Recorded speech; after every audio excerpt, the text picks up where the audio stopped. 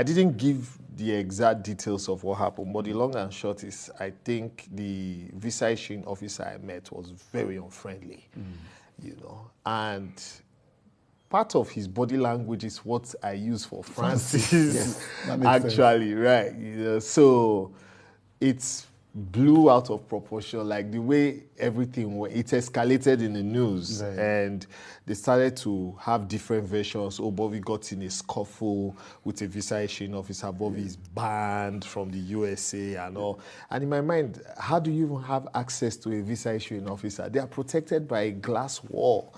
You know, so I was really embarrassed when people started to spin the story. Yeah, and so there was no violence. No. There was no violence. Absolutely there was not. No real scuffle. Nothing like that. Even verbal, even Francis style. So, if I remember correctly, all I did was I asked him, do you see how many visas I have gotten in the last 10 years? You know, because in the last 10 years, I've always had 2 American visas, one for work, one for holiday, at the same time. Right. And his response was, well, there's a new sheriff in town, and pushed my passports and my wife's back and leaned back and picked his jug, drank, you know. So, a black guy for that matter. There is a new sheriff in town. Yeah, that was the Trump era. Or Yes.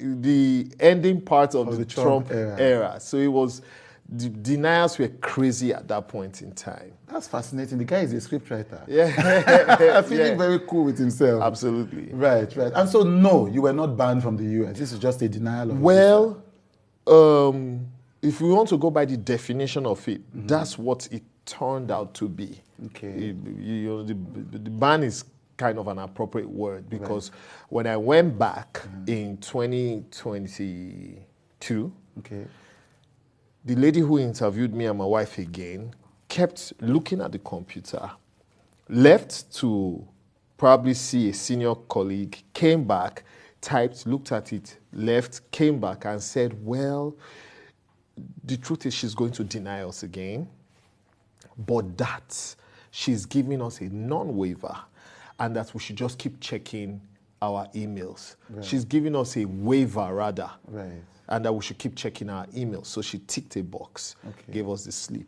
So when I left, I checked it, and I reached out to my friends in the embassy and explained. And they were like, oh, now they know what happened. That whoever interviewed us in 2020 gave us a non-waiver, which is like permanent ineligibility, right? But the reasons for doing that didn't what's the word I'm looking for?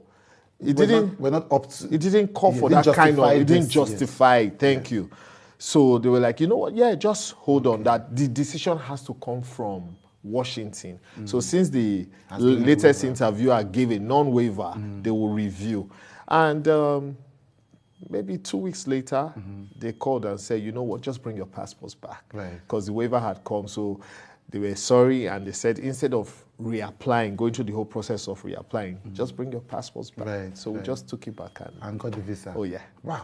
What a story. I'm telling you.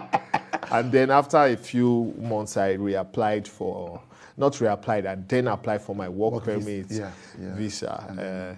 And I got it. It's amazing. Okay, that's cleared up, but that's just a fascinating story. Right. And also funny in terms of visa on arrival. I know, right? Francis thing. So Francis got the Francis treatment. Right. Francis was served. He was served. Francis was served.